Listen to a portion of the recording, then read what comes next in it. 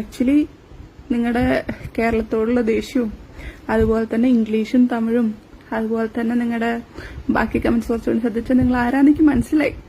എന്റെ ലൈഫിൽ ഇനിയും എന്റെ വീട്ടുകാരനെയും ബുദ്ധിമുട്ടിച്ചതിൽ ഒരു 50% കസ്തൂരി എന്ന ഒരു സ്ത്രീ പുരുഷൻ ആരുമാകാം, തമിഴാണെന്ന് തോന്നുന്നു, ഇടകലർത്തിക്കൊണ്ട് കുറെ കമന്റുകൾ ഈ എലിസബത്തുമായി ബന്ധപ്പെട്ട വീഡിയോസിൽ, അതായത് ആക്ടർ ബാല അതേപോലെ അമൃത സുരേഷ് ഇവരുമായി റിലേറ്റഡ് ആയിട്ടുള്ള വീഡിയോസിന്റെ അടിയിലൊക്കെ നല്ല രീതിയിൽ കമന്റ് ചെയ്യുന്നുണ്ട്. കമന്റ് മുഴുവൻ എലിസബത്തിന് എതിരെ ആയിട്ടാണ് കമന്റ് ചെയ്യുന്നത്. ഓക്കെ, എലിസബത്ത് 1 മണിക്കൂറിന് മുകളിലുള്ള ഒരു വീഡിയോ ഇട്ടിട്ടുണ്ട്. ആക്ടർ ബാല തന്നെ ഫിസിക്കലി അബ്യൂസ് ചെയ്തതുമായി ബന്ധപ്പെട്ടുകൊണ്ടും അവരെ ശാരീരിക മാനസികമായിട്ട് പീഡിപ്പിച്ചതും സാമ്പത്തികമായിട്ട് പറ്റിക്കൊക്കെ ചെയ്തിട്ടുള്ള എല്ലാ വിഷയങ്ങളെയും കൂട്ടിച്ചേർത്ത് കൊണ്ടൊരു വീഡിയോ. ആ വീഡിയോ 1 മണിക്കൂർ നിന്ന് കേൾക്കാന്നൊക്കെ പറഞ്ഞിട്ടുണ്ടെങ്കിൽ പൊന്നു മക്കളെ കുറച്ച് ടാസ്കാണ്. അതുകൊണ്ട് കുറച്ച് വളരെ പ്രധാനപ്പെട്ട കുറച്ച് മർമ്മ ഭാഗങ്ങൾ ഞാൻ കൊണ്ടുവന്നിട്ടുണ്ട്. എന്താണ് ആക്ടർ ബാല എന്ന് അതിൽ നിന്ന് മനസ്സിലാവും. ഈ ആക്ടർ ബാലയ്ക്ക് ഒരു കിഡ്നി പേഷ്യൻ്റ് ആയിട്ട് ആശുപത്രി കിടന്ന് നിങ്ങൾക്ക് അറിയണ്ടാവില്ല, അമൃത ഹോസ്പിറ്റലിൽ. ഈ അമൃത ഹോസ്പിറ്റലിൽ കിടക്കുന്ന സമയത്ത് എലിസബത്ത് ശരിക്കും പറഞ്ഞാൽ എൻ്റെ മാലാകയാണ്, എൻ്റെ മോളാണെന്നൊക്കെ പറഞ്ഞുകൊണ്ട് ഈ ബാല കിടന്നിട്ട് ഇങ്ങനെ കാട്ടിക്കൂട്ട് നിങ്ങൾ എല്ലാവരും കണ്ടിട്ടുണ്ടാവും അല്ലേ. ആ ഒരു വിഷയവുമായി ബന്ധപ്പെടുത്തിക്കൊണ്ട് എലിസബത്ത് കുറച്ച് കാര്യങ്ങൾ പറയുന്നുണ്ട്, കേൾക്കാം. പക്ഷെ ചെറിയ കുറച്ച് സ്ത്രീകളൊക്കെ ഇല്ലേ, ഞാൻ ഇന്റെ കാര്യങ്ങൾ കണ്ട സ്ത്രീകള്, ഓരോരുത്തരുടെ അവസ്ഥ കണ്ട ഇങ്ങരുടെ അവസ്ഥ കണ്ട സ്ത്രീകള് ആർക്കും ഒരു ഇതൊക്കെ കണ്ടിട്ട് ഒന്നും മിണ്ടാൻ തോന്നുന്നില്ല. ഓക്കെ, ഞാൻ ഈ വീട്ടിൽ കൊണ്ടുപോയിട്ടാണ് ഉപദ്രവിച്ചിട്ടുണ്ടായിരുന്നെങ്കിൽ ഒരു 4-5 മാസം നിങ്ങളുടെ തീട്ടും മൂത്രമൊക്കെ കോരിയിട്ടില്ലേ? അങ്ങനെ തന്നെ പറയണേ. ഇനി അതൊക്കെ അൺപാർലമെന്ററി വേർഡാന്നൊക്കെ പറഞ്ഞിട്ട് ക്യാൻസൽ ആക്കുമെന്നൊക്കെ അറിയില്ല. ബട്ട് നടത്തിയ കാര്യമാണല്ലോ. എത്ര കാലം ഉറങ്ങാണ്ടിരുന്നുണ്ട് നിങ്ങൾക്ക് വേണ്ടിയിട്ട്. ഇതൊക്കെ പറയാൻ നാവ് പോകുന്നുണ്ടല്ലോ. നല്ല നന്ദികേട് ഭയങ്കര നല്ലതാ. പിന്നെ ഗോഡ്സ് ഗ്രേസ് എന്നൊക്കെ പറയുമ്പോൾ ഭയങ്കര സന്തോഷം. ഈവിൾ വുമൻ നിങ്ങളുടെ ഒപ്പം ഇരുന്നിട്ട് ഈ കമന്റ് ഒക്കെ ഇടേന്ന് എനിക്ക് നന്നായിട്ട് അറിയാം. ഇനിയും കുറെ സംഭവങ്ങൾ വരുന്നുണ്ട്. ഓക്കെ, എലിസബത്ത് അന്ന് ഈ നമ്മുടെ ആ ബാലയെ നോക്കിയ രീതിയൊക്കെ നമ്മളെല്ലാവരും ഒരുപാട് റീൽസിലും കണ്ടിട്ടുണ്ട്. നമ്മളത് ഏകദേശം കണ്ട് മനസ്സിലാക്കിയതാണ്.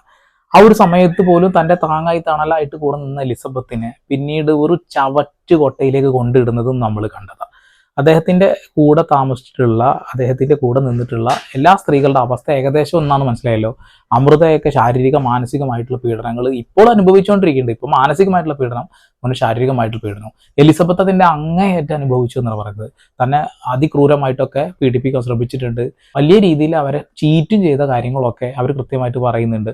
ഇപ്പൊ അമൃത ഹോസ്പിറ്റലിൽ അവർ കിടക്കുന്ന സമയത്ത് ശരിക്കും അവരുടെ മൂത്രം കഫും മലവും ഒക്കെ കോരി വൃത്തിയാക്കിയിട്ടുണ്ടായിരുന്നവര് അല്ലേ. അങ്ങനെയൊക്കെ ചെയ്ത ആ ഒരു സ്ത്രീയെ പോലും അദ്ദേഹം ഇപ്പൊ ഇരുന്ന് കൊണ്ട് പല ആളുകളെയും കൂട്ടുപിടിച്ചുകൊണ്ട് അവരെ ബ്ലാക്ക്മെയിൽ ചെയ്യാനോ അല്ലെങ്കിൽ അവരെ തകർക്കാനോ ശ്രമിക്കുന്നത് അത് ഊളത്തരല്ലേ. അതൊന്നാമത്തെ കാര്യം. ഇനി അടുത്തൊരു കാര്യമായിട്ട് പറയുന്നത് വെച്ചിട്ടുണ്ടെങ്കിൽ, അന്ന് ചെകുത്താന്റെ ദേഹത്ത് തോക്ക് ചൂണ്ടിക്കൊണ്ട് ഇദ്ദേഹം വർത്തമാനം പറഞ്ഞെങ്കിൽ എല്ലാവർക്കും അറിയാം. പോലീസ് സ്റ്റേഷനിൽ അദ്ദേഹത്തിന് ഹാജരാക്കിയപ്പോൾ അങ്ങനെ തോക്കൊന്നും ഉണ്ടായിരുന്നില്ല എന്ന് പറയുന്നു. പക്ഷെ അന്ന് എലിസബത്ത് ആ വാഹനത്തിലുണ്ടായിരുന്നു. അവർ തുറന്നു പറയുന്ന കുറച്ച് കാര്യങ്ങളുണ്ട്. എന്നാ വേറെ പേരുള്ള ആ ഒരു ആള്, ന്യൂസായിട്ട് ഭയങ്കര ബന്ധപ്പെട്ട ആള്, ഭയങ്കര അടുപ്പുള്ള ആള്. കാരണം എല്ലാവരും കളിക്കണത് പേര് പറയാണ്ട് എന്ത് കുറ്റം പറഞ്ഞാലും കേസെടുക്കില്ല എന്നല്ലേ. അതുകൊണ്ടാണ് വരാത്തത്. പക്ഷെ ഇതില് പല സമയത്തും കേസ് എനിക്ക് വരാൻ ചാൻസ് ഉണ്ട്. ആയിക്കോട്ടെ, ഐ വിൽ സന്തോഷത്തോടെ ആ കേസ് ഞാൻ സ്വീകരിക്കും. കാരണം ഒരാളുടെ വീട്ടിലൊക്കെ തോക്കെടുത്ത് പോയിട്ട് ഭീഷണിപ്പെടുത്തിയിട്ട് പോലും കേസില്ലാത്ത സ്ഥലമൊക്കെയാണ് ഇവിടെ. അതിന് വേണമെങ്കിൽ ഞാൻ പ്രതിയാന്ന് പറയാം, അല്ലെങ്കിൽ സാക്ഷിയാന്ന് പറയാം. കാരണം ഞാൻ ആ വണ്ടിയിലുണ്ടായിരുന്നു. ഓക്കെ, അതൊരു പുതിയ അറിവാണ്. അതായത് ആ വാഹനത്തിൽ ഇവരുണ്ടായിരുന്നു. ആക്ടർ ബാല തോക്ക് ചൂണ്ടിക്കൊണ്ട് അന്ന് താനെ ഭീഷണിപ്പെടുത്തിയിട്ടുണ്ടായിരുന്നു. പോലീസ് സ്റ്റേഷനിൽ വന്നപ്പോൾ ഇത് വെള്ളത്തിലിട്ട വര പോലത്തെ അവസ്ഥയായി. അത് കേസ് പോലും ആയില്ല. തോക്കൊക്കെ കൈവശം വെക്കുന്ന ഒരാള്. അത് ശരിക്കും പറയാന്നുണ്ടെങ്കിൽ അന്ന് തന്നെ എലിസബത്തിന് സംസാരിക്കാം. പക്ഷെ എന്ത് സംസാരിക്കാനാ, ഭയത്തിലാവും ചിലപ്പോൾ അയാളുടെ കൂടെ താമസിക്കുന്നുണ്ടാവും അല്ലെ. എന്നതിന് ശേഷം ആ തോക്ക് ചൂണ്ടി പേടിപ്പിച്ച ആളെ ആ വീടിന്റെ ഉള്ളിൽ നിന്നും വിളിച്ചു കൊണ്ടുവന്ന് എലിസബത്തിനോട് ഹായ് പറയടാ എന്ന് നിർബന്ധപൂർവ്വം പറയിച്ചു എന്നും എലിസബത്ത് പറയുന്നുണ്ട്. ഓക്കെ, ഇപ്പൊ ഇത്ര അധികം ഈ ഒരു പെൺകുട്ടി ഇയാളെ നോക്കിയിട്ട് പോലും ഈ എലിസബത്തിനെ ഇയാൾ ട്രീറ്റ് ചെയ്ത ഒരു രീതി ഉണ്ട് ഒരു വയ്യാതെ കിടക്കുന്ന സമയത്ത്. അതൊന്ന് കേട്ടോ. ഞാൻ പറഞ്ഞു അഡ്മിഷൻ വേണ്ടി വരും, IV ആൻറ്റിബയോട്ടിക് സ്റ്റാർട്ട് ചെയ്യേണ്ടി വരും, നിൽക്കും തോന്നണില്ലാന്ന് പറഞ്ഞു. ഇല്ല, അഡ്മിറ്റ് ചെയ്യേണ്ട കാര്യമില്ല, തിരിച്ച് വിട്ടോ.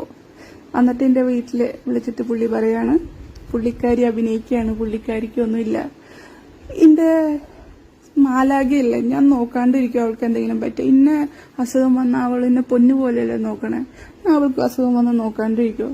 പക്ഷെ വർത്താനൊക്കെ നന്നായിട്ട് അറിയണ കാരണം എൻ്റെ വീട്ടുകാർ പിറ്റേ ദിവസം വന്നു, കൊണ്ടുപോയി ഹോസ്പിറ്റലിൽ കൊണ്ടുപോയി. പിന്നെ എനിക്ക് നോക്കിയപ്പോൾ ആദ്യം ട്രീറ്റ്മെൻറ്റൊക്കെ ഒരു 2-3 ആഴ്ച എടുത്തു.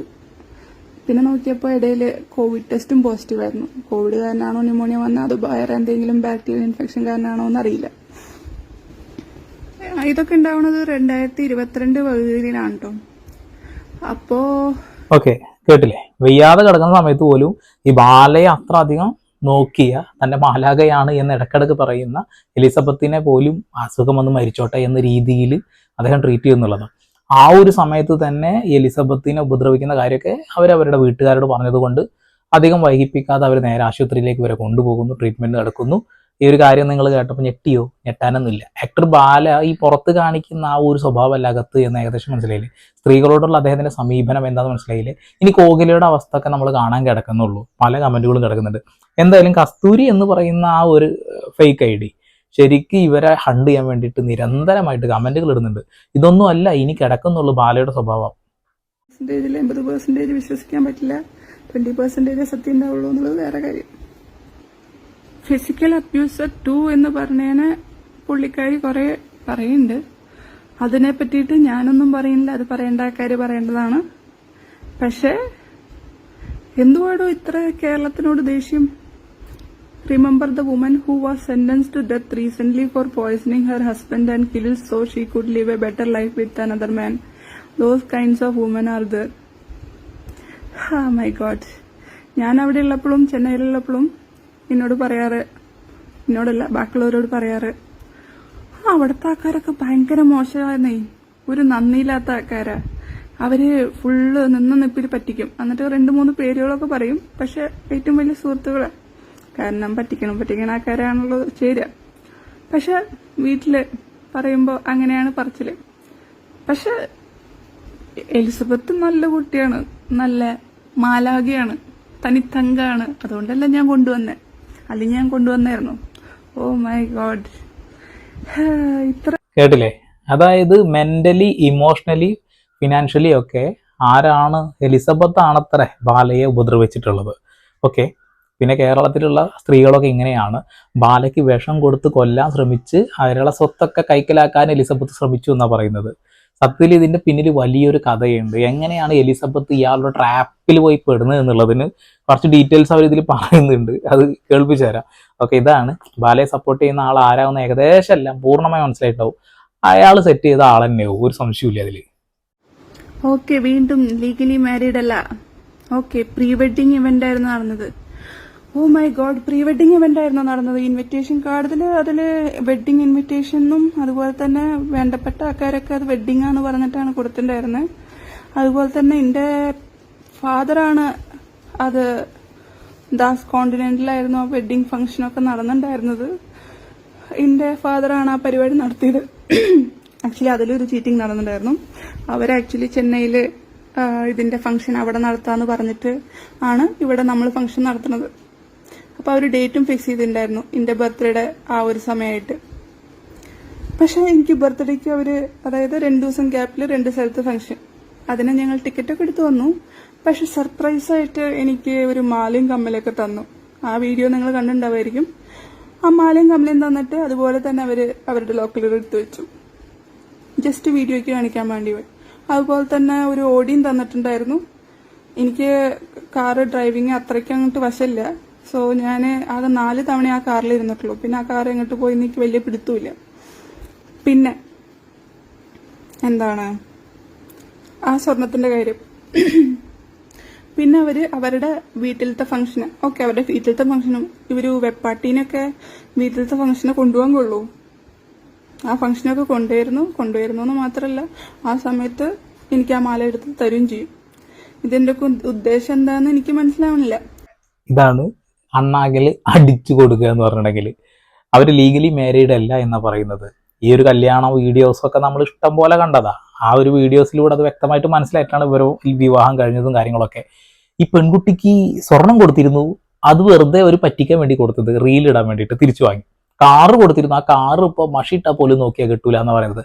ആളുകളുടെ മുന്നിൽ കണ്ണിൽ പൊടി ഇടാൻ വേണ്ടിയിട്ട് ഓരോന്ന് കാട്ടിക്കൂട്ടിക്കുക അല്ലേ. ഇപ്പോഴും ഡീറ്റെയിൽ ആയിട്ട് കൃത്യമായിട്ട് ആരാ ബാല എന്ന് മനസ്സിലാവുന്നത്. കൊള്ളാം.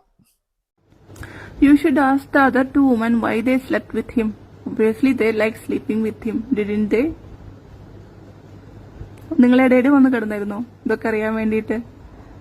Ask your questions to them because it is a woman who decide the relationship with a man. Oh my god. എന്നോട് പറഞ്ഞിട്ടുണ്ടായിരുന്നു ഇന്ന് വന്നില്ലെങ്കിൽ പിന്നെ നീ എന്നെ കാണില്ല, അതുപോലെ തന്നെ നിന്റെ ഫോൺ എടുക്കില്ല എന്നൊക്കെ പറഞ്ഞിട്ടാണ് ഒരു അറേഞ്ച്ഡ് മാരേജ് ആവേണ്ട സാധനം ഇന്നെ വീട്ടിൽ നിന്ന് ഇറക്കി കൊണ്ടുപോയതില്ല, ഞാൻ ഇന്നെ ഇറക്കിയിട്ട് കല്യാണാക്കിയത്. എന്നിട്ട് പിന്നെ ഞാൻ അവിടെ നിന്ന് തന്നെ തട്ടിക്കൊണ്ടുപോയിട്ട് ഇന്നെ വേറെ ആൾക്കാർക്ക് വിൽക്കുമോന്നൊക്കെ ഉള്ളത് ഇനിയിപ്പോ വേറെ അങ്ങനെയും സംശയിക്കേണ്ടിയിരുന്നു ഇങ്ങനെയൊക്കെ ഉണ്ടാവണമെങ്കിൽ. പക്ഷെ നേരെ വീട്ടിലേക്ക് തന്നെ കൊണ്ടുപോയി, ചെന്നൈയിലേക്ക് കൊണ്ടുപോയി അമ്മയുടെയും പൂജാമുറിയുടെയും മുമ്പിൽ ഒരു വെഡ്ഡിങ് ചെയിൻ ഇട്ടു. അത് അമ്മയുടെ സ്വർണ്ണമാണ്, അമ്മ എനിക്ക് വേണ്ടിയിട്ട് എടുത്തു വെച്ചിട്ടുള്ളതാണ് ഒക്കെയാണ് പറഞ്ഞത്. ഐ ഡോണ്ട് നോ ഇത്ര തവണ അത് സ്വർണം തന്നെയാണോ എന്ന് ദൈവത്തിനറിയാം. അങ്ങനെ ഒരു വെഡ്ഡിങ് ചെയിൻ ഇട്ടിട്ടുണ്ട്. മിക്കവാറും അയാളെ സ്വഭാവം വെച്ചിട്ട് അത് സ്വർണ്ണമല്ല പിച്ചളയാവും, പിച്ചള അല്ലെങ്കിൽ അല്ല ഈ ഇരുമ്പിന്റെ എന്തെങ്കിലുമൊക്കെ ആയിട്ട് ഉണ്ടാക്കി ഇട്ടതാവും. പറ്റിക്കലിന്റെ മെയിനാന്ന് മനസ്സിലായില്ലേ. നല്ല രീതിയിൽ നടക്കേണ്ട ഒരു വിവാഹത്തിന് എനിക്ക് തോന്നിച്ചിട്ടുണ്ടെങ്കിൽ എലിസബത്ത് നിന്ന് പിന്തിരിയാൻ പോവുകയാണെന്നുള്ള ഭയം കൊണ്ട് ചെയ്താവും. ഇയാൾ വാശിപ്പുറത്ത് കുറെ പൊട്ടത്തരം ചെയ്യുന്ന ആളുണ്ട്. ഇപ്പൊ കോകിലെ വിവാഹം കഴിച്ചത് ഒരു വാശിപ്പുറത്താണെന്നുള്ള ഏകദേശം മനസ്സിലായിട്ടുണ്ട്. അവര് പഠിക്കാൻ കിടക്കുന്നുള്ളൂ, പഠിക്കുമ്പോ നമുക്ക് കാണാം. അവര് റിലേഷൻഷിപ്പിൽ മാത്രമുള്ളൂ, ലീഗലി മാരീഡ് അല്ല. ലീഗലി മാരീഡ് ആയിരുന്നെങ്കിൽ അവരെങ്ങനെ അടുത്ത ആളിനെ കല്യാണം കഴിക്കും? ലീഗലി ഡിവോഴ്സ് വേണ്ടേ? അതാണ് ഞങ്ങൾ ലീഗലി ഡിവോഴ്സ് ആയിട്ടില്ല, ഞങ്ങള് മ്യൂച്വലി കൺസെന്റിൽ പിരിഞ്ഞിട്ടില്ല, വേറൊരു പെണ്ണിനെ വീട്ടിൽ കയറ്റിയപ്പോ ഞാൻ ഇറങ്ങിപ്പോയതാണ്. ഇത്ര ആൾക്കാരുടെ മുന്നില് ഒക്കെ പറഞ്ഞിട്ട് എല്ലാവരെയും അപ്പൊ വിഡ്ഢികളാക്കായിരുന്നോ? ഇന്ന വിഡ്ഢിയാക്കിയിട്ട് പോട്ടെ, നമ്മള് പൊട്ടത്തി അല്ലെങ്കിൽ ലൂസ് കേസ് എന്നൊക്കെയാണ് എല്ലാവരോടും പറയണേ. പക്ഷെ ഇത്ര ആൾക്കാരുടെ മുന്നിലൊക്കെ നടത്തിയിട്ട് ഫംഗ്ഷനും ഇതൊക്കെ നടത്തി ഞാനത് കല്യാണമെന്ന് വിചാരിച്ചു. എന്നോട് അത് കല്യാണമെന്നാ പറഞ്ഞ്. പിന്നെ രജിസ്റ്റർ ചെയ്യേണ്ട കാര്യം അതെല്ലാവരും കൂടി പ്ലാൻ ചെയ്ത് ഇവരും പറഞ്ഞായിരുന്നു ഞാൻ ഉദ്ദേശിക്കുന്ന ആളാണെങ്കിൽ ഈ മീഡിയയിലുള്ള ആള്. എനിക്കറിയാം ഇയാളുടെ ഹൊറോസ്കോപ്പ് ഇങ്ങനെ പ്രശ്നമുണ്ട്, അതുകൊണ്ടാണ്. പിന്നെ ഇവരൊക്കെ ഭയങ്കര വലിയ കുടുംബമാണ്, ഇവരൊന്നും ചതിക്കില്ല, അങ്ങനെയാണ് ഇങ്ങനെയാണ്. അമ്മ പറയുന്നുണ്ട്, ഞാൻ സ്നേഹിച്ച ആള് പറയുന്നുണ്ട്, ഇങ്ങനെ വലിയ വലിയ പൊസിഷനുള്ള ആളുകൾ പറയുന്നുണ്ട്. അപ്പൊ നമ്മൾ എന്താ ചെയ്യാ?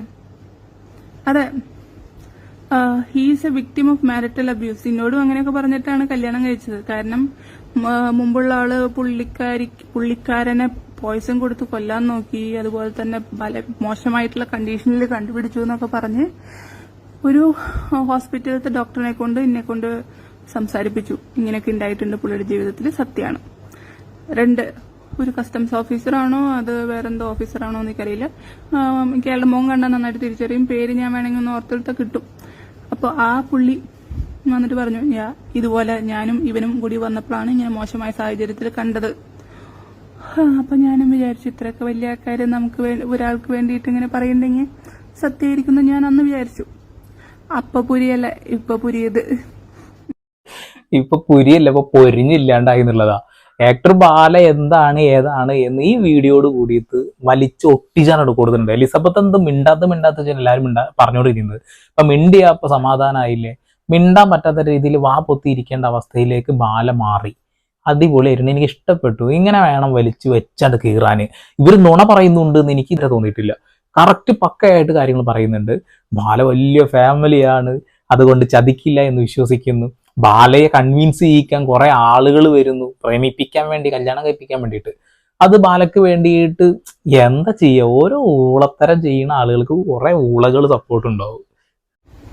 ആക്ച്വലി എനിക്ക് വിഷമം തോന്നുന്നുണ്ട്, അതുപോലെ തന്നെ എന്താ ചെയ്യേണ്ടതെന്ന് അറിയില്ല, അതുപോലെ തന്നെ സന്തോഷം തോന്നുന്നുണ്ട്. ഇത്ര ആൾക്കാർ സപ്പോർട്ട് ചെയ്യണത്, കുറെ യൂട്യൂബ് ചാനലുകൾ, കുറെ ആൾക്കാരോട് നന്ദി പറയണം തോന്നുന്നുണ്ട്.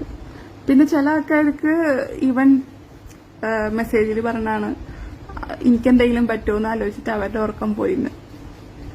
സത്യമായിട്ട് ഞാന് ഇനി കൂടുതലൊന്നും പറ്റാല്ല, ഓൾറെഡി അതിന് കൂടുതലൊക്കെ അനുഭവിച്ചു കഴിഞ്ഞു.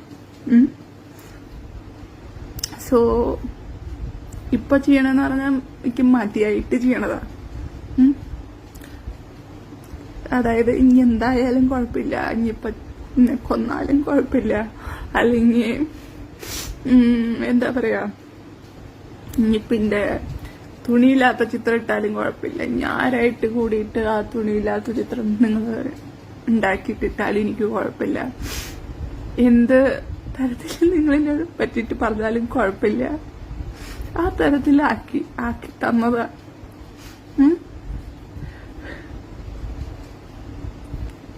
എനിക്ക് എത്രമാത്രം ഇഷ്ടമായിരുന്നു എന്നറിയോ, അത് നിങ്ങൾക്ക് അറിയില്ല എന്നൊന്നും പറയരുത്. എന്നിട്ട് ഇങ്ങനെ ഇതൊക്കെ പറയാൻ പറ്റിയെന്ന് ആലോചിക്കുമ്പോ അത് ഞാന് കുറെ കാലം എന്തെങ്കിലും ആവട്ടെ, വാട്ടെവർ, ബൈ. അവരാ കണ്ണുനീര് അതൊരിക്കലും നുണയാണെന്ന് നമുക്ക് വിശ്വസിക്കാൻ കഴിയില്ല. അവരത്ര അധികം ബാലയെ ഇഷ്ടപ്പെട്ടിരുന്നു എന്ന് തന്നെയാണ് ഇതിൽ നിന്ന് മനസ്സിലാക്കേണ്ടത്.